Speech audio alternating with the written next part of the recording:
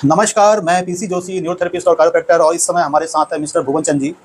इनको कमर में दिक्कत आ गई थी, उसके लिए इन्होंने बहुत सारी जगह दिखाया और 3 साल पहले भी मेरे पास आए थे। उस समय इनको साइटिका की दिक्कत थी और फिर अचानक से एक दिन इनको फिर से पैरों में दिक्कत आने लगी शुरू हो गई। तो उसके बाद इन्होंने क्या-क्या इलाज किया, फिर उसके बाद दोबारा कैसे इस जगह पे आए, तो थोड़ा उसके बारे में बताइए? मुझे 8 मार्च से प्रॉब्लम स्टार्ट हुई। एक दिन मैं थोड़ा-सा झुका और मेरी कमर में हल्का-सा दर्द हुआ।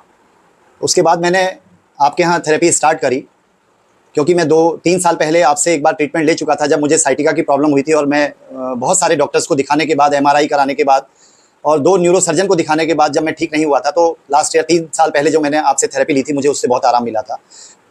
बल्कि मैं ये कहूँगा कि मैं ठीक ही उस थेरेपी से हुआ था, आपकी जो थेरेपी थी, उसी से मैं ठीक हुआ था।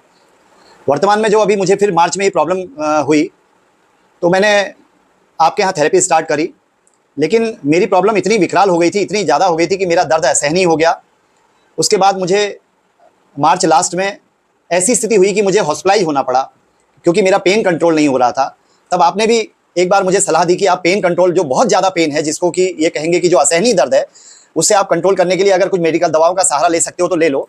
तो आपकी एडवाइस पर ही मैं बिना आपसे पूछे, मैं हॉस्पिटल भी नहीं जाना चाहता था और अंततः मैंने आपसे जब अनुशंसा ली, तो उसके बाद मैं वहाँ हॉस्पिटल में, एक बहुत बड़े हॉस्पिटल में मैं हल्द्वानी के हॉस्पिटलाइज हुआ। वहाँ 2 न्यूरोसर्जन मुझे देख रहे थे। एक न्यूरोसर्जन कहते थे कि आपको डिस्क बल्जिंग है और दूसरे न्यूरोसर्जन कहते थे कि मुझे नर्व स्ट्रेस है। मैं डॉक्टर से कहता था कि मुझे आप क्लियर बताइए कि मेरा डिस्क बल्जिंग है या जो है मुझे नर्व स्ट्रेस है या मुझे सेक्युलाइजेशन है, मुझे प्रॉब्लम क्या है, आप ये बताइए। लेकिन मेरे बार-बार पूछने के बाद भी डॉक्टर्स मुझे संतुष्ट नहीं कर पाए।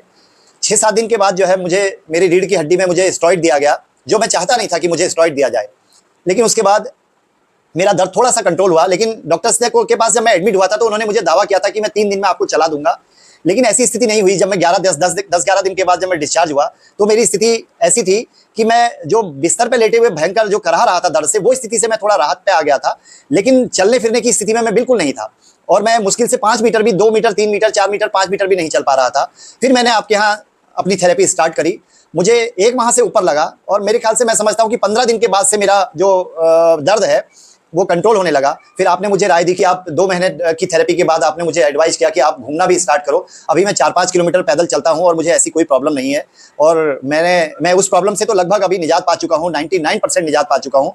फिर मैंने आपसे निवेदन किया कि मुझे एक प्रॉब्लम और थी, तो उसके लिए भी मैं अभी थेरेपी ले रहा हूँ और मैं महसूस करता हूँ कि मेडिकल साइंस में डिस्क बल्जिंग का और साइटिका का और आपका नर्व स्ट्रेस का, इसका कोई ट्रीटमेंट नहीं है। यदि इसका कोई ट्रीटमेंट है तो वो न्यूरोथेरेपी में ही है और मैं लोगों को भी राय दूंगा कि वो अपना जो ट्रीटमेंट है न्यूरोथेरेपिस्ट से लें, वो बेहतर ट्रीटमेंट रहेगा और ना कि वो न्यूरोसर्जन को दिखाएं।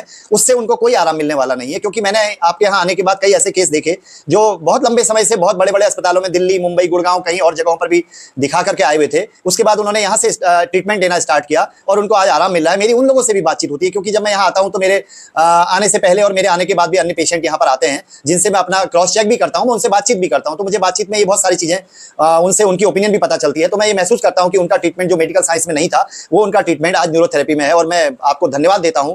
मैं आपका तहे दिल से शुक्रिया भी अदा करता हूं कि आपने मुझे बहुत अच्छा इलाज दिया और बड़ी शिद्दत से, बहुत अपनेपन से आपने ट्रीटमेंट दिया। मैं आपका आजन्म ऋणी हूं, क्योंकि आपका व्यवहार, आपका अपनापन, ये कहीं ना कहीं मेरे लिए वो भी एक ट्रीटमेंट का काम कर रहा था, क्योंकि आप भी मेरी चिंता कर रहे थे। जब मुझे बहुत ज्यादा तकलीफ हुई तो आपने मुझे सजेस्ट किया कि आप एक बार मेडिकल साइंस का सहारा ले लो, मेडिकल उसका सहारा ले लो, और मैंने लिया और मैं उसमें ठीक नहीं हुआ। लेकिन हाँ, इतना जरूर था कि मेरा जो पेन जो था, वो जो भयंकर पेन था, जो मैं रात भर नहीं सो पा रहा था, हर सेकंड में इनको पेन हुआ करता था, हर समय हर सेकंड में कराने की स्थिति थी, थोड़ी सी वो कंट्रोल हुई मेरी। उससे मैं ये नहीं मानता हूं कि उससे मैं ठीक हुआ। उससे अगर ठीक होने को अगर मैं कहेंगे तो मैं उस ट्रीटमेंट को, अपना इस ट्रीटमेंट, पूरे ट्रीटमेंट में उसका परसेंटेज में 2% काउंट करता हूं और 98% में इसमें थेरेपी को काउंट करता हूं। और आपका बहुत बहुत धन्यवाद जोशी जी, मुझे बहुत अच्छा लगा आपके ट्रीटमेंट से, मुझे आराम मिला और आज मैं चल फिर रहा हूं और इसमें मैं विशेष आपका तहे दिल से आभार व्यक्त करता हूं। धन्यवाद। एक्चुअल में इनको सैक्रलाइजेशन भी था और L5-S1 में नर्व कंप्रेशन और डिस्क बल्जिंग दोनों थी।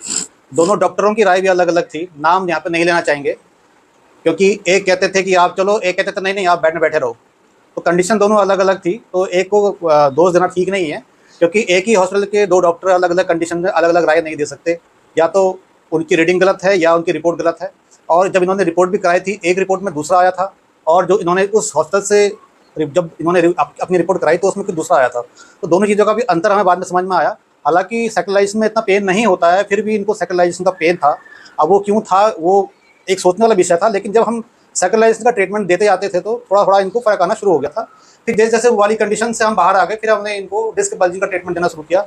उसके बाद से ये लगभग ठीक हैं और इस समय प्रोस्टेट एनलार्जमेंट का ट्रीटमेंट ले रहे हैं, क्योंकि इनको यूरिनेशन में भी दिक्कत थी, तो अब उसका ट्रीटमेंट चालू है।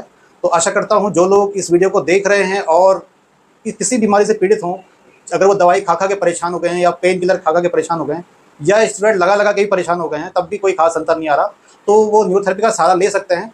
अब आप कहीं भी रहते हों, अगर आप उत्तराखंड में रहते हैं, हल्द्वानी के रहने वाले हैं, तो आप हमारे सेंटर में आ सकते हैं।